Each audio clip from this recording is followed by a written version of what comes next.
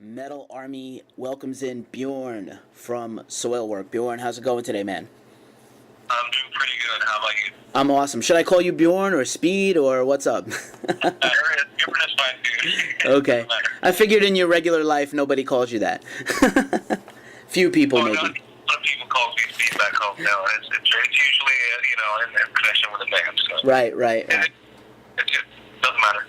No worries. So, I've heard, listened to it a lot. The brand new record that's about to come out, The Living Infinite. What can you tell us about making the record?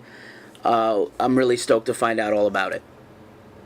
Well, I came up with the idea in 2011 and about making a double album, and I also had the title back then, The Living Infinite, and I presented it to the band, and guys in the band were pretty, psyched about the idea, but also a little bit skeptical about, coming up with enough songs, and, we didn't want to compromise in any way, ending up having the first disc being awesome and then the second one going downhill, so those were the main concerns, so to speak, but when we started to write the album, we noticed pretty soon that we had something really good going, and that it was going to be really diverse, right, so, because, every member of this band has contributed musically and also lyrically, and we have different ways of writing, songs, but we also have kind of like a mutual vision, so to speak.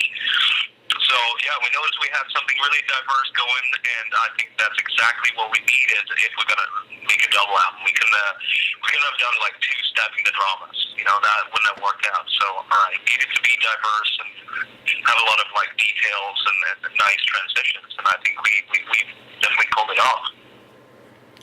I agree, man, definitely. Out of curiosity, how much of the record was written after Peter announced he was leaving the band? All of it, actually. So Peter didn't really contribute with anything to this new album. David Anderson, the new guitarist, he was there from the beginning when the idea was presented. So he was there from the start. Getting into that kind of mindset of creating a double album. That's awesome, and I think Soilwork fans are now, that he's been in the band quite a while, I think people are very familiar with Sylvain's style, and the combination is terrific. Yeah, I think it works out really well, and I think Sylvain and David has a great communication, both on the personal level and also musically. So I think that's definitely really important. And we've known Dave since 2006. So he's been touring with the band. He's done like 2 North American tours, and he's been doing 1 Japan, Australia tour as well. So we know him very well, both on a personal level and also as a musician. And he ended up contributing with 7 songs on this new album. So I think it came out really, naturally for him. I don't think he had to adjust or adapt to any way of writing solo songs. Like I think it's really, close to his heart and came out very naturally. Awesome. And since you mentioned earlier, that the concept of the double album was yours, I wanted to ask if there were any recent or classic double albums that inspired you or influenced you that made you want to have one also in your band? Good question. I've been asked this question before, and somehow I can't come up with like a lot of them. But there's an album that's not within the metal or rock genre at all, which is Songs in the Key of Life with Stevie Wonder, which is a really cool album by the way. But I don't know. I just wanted to kind of capture that feeling of in the 70s and sometimes in the beginning of the 80s, it was kind of popular to release double albums, and I was thinking to myself, like, if they could do it back then, why can't we do it now? It is a different musical climate, but somehow I think it's kind of needed out there, a double album, because it has become too much about singles. It's about external hard drives with a terabyte of songs. Who wants that? You want to have a whole album that's going to take you on a journey. You want to see the sleep. I wanted to pass on that feeling, like I had back in the day, opening a double album and kind of just, seeing all the different song titles and the lyrics, and before you put it on, you know that you're going to be taken on a journey, and that's what I wanted to pass on, that feeling, and that there's a point. It's a double album in the true sense of the word, there's a reason for the track order and everything, it's kind of, there's transitions and everything, so I think that's what we wanted to capture. Cool. And speaking of the album, and I've been listening to it a lot, but I was trying to figure out if there's a concept behind it or a special meaning behind The Living Infinite. Maybe you could let us in on that. Well, I mean, it is somewhat of a conceptual album in a way that it's dealing with a lot of existential questions and matters. And I've been spending a little bit too much time thinking about those things. I mean, I know I'm definitely not alone thinking about why am I here, and then where does my, like feelings and thoughts go when I die, and it's really hard to accept that they're just going to die, where they got to go somewhere, right? Or, you're not sure about anything. And basically, it kind of took up too much of my time every day that I needed to kind of express that, and kind of come to terms with all of those thoughts, and kind of de-traumatize them in a way. So that's been my way of reaching that kind of acceptance. That's really cool. Thanks for sharing that. Now it makes a lot more sense to me. And so I wanted to ask a few specific questions to the music of the record, which is, I know you talked about the diversity, and it's definitely there, but I definitely feel like the heavy songs are super heavy, like almost a throwback to the early days of the band, like Chain Heart Machine. Was that just happen that way, or is that a product of just working together?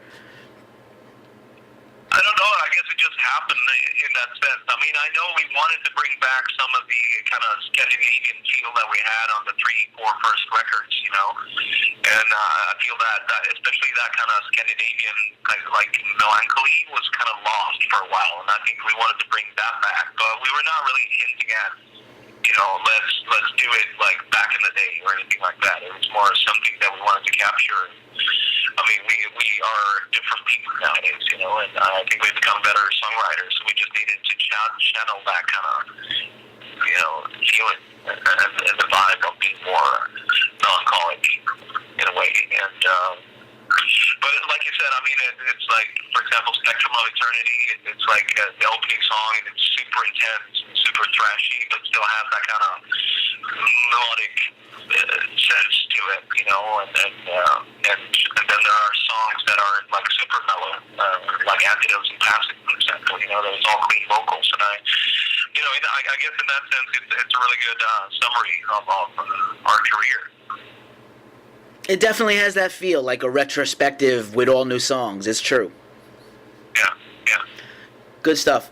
And I wanted to ask also, because, again, there's just so much to tie together with a double record. First time working with Jens Bogren that I know of for you guys. You worked with some of the best producers in metal history, actually. The first record with Jens, what was it like working with him compared to other guys the band has recorded with? Well, I mean, he's how can I say? I mean, he's a very emotional guy, and he's so emotionally connected to the music as well, which is really important to us, to really capture the vibe in the music and not. We wanted to have the sound be pretty organic, We wanted to sound like a real band playing, and there's just too much of that out there already, where everything is so processed and so edited, and we wanted to keep that, and he's all for that, to capture like the feeling in the music, and he mixed Panic Broadcast, but he wasn't involved in the whole recording. So as you said, this is our first time working on a whole album with him, which was really interesting. He also has, really great assistants working with him that I should definitely mention, and it was Johan and Linus. That was a big part of this recording as well, and really great people, and also really emotionally connected to the music. And it was really cool because it's been a while since we were, gathered all together in the studio and building the album from scratch.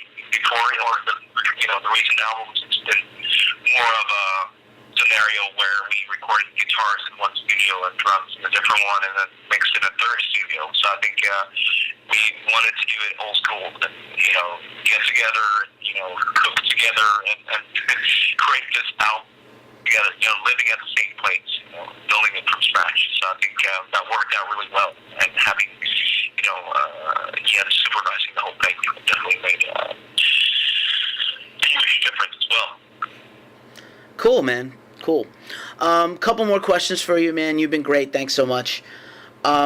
Basically, I was interested also in the artwork of the record. It's very classic looking, almost like a royal crest.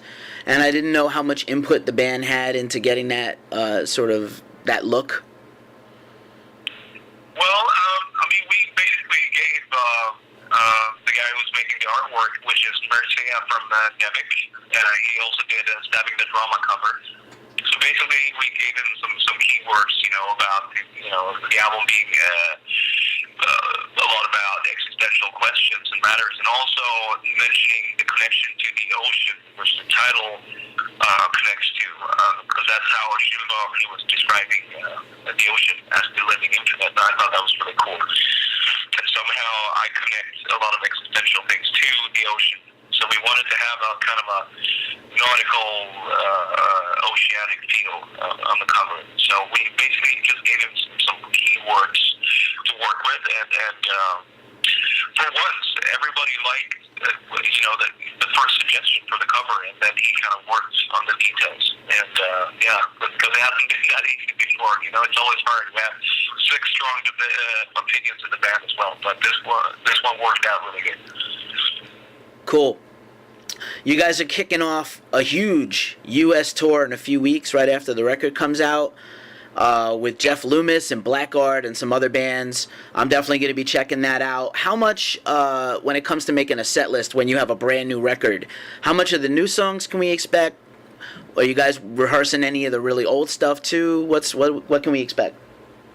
Well, first of all, it is really hard, picking out the songs for a set list. It's 9 albums, right? So it's kind of hard to pick out the songs for sure. But it's kind of hard because the new album is coming out right in the beginning of that tour, and I guess we have to see it out of a promotional perspective, and maybe play 4 or 5 songs and not too many of them, because it's people might not be too familiar with the song. So I think people would be pretty disappointed if we ended up playing we love this album, we're going to play 10 songs from this latest album. I don't think people would appreciate that much. But so we're going to try to do 4 or 5 from new album, and of course songs from each album of our career. So it should be a pretty good mix.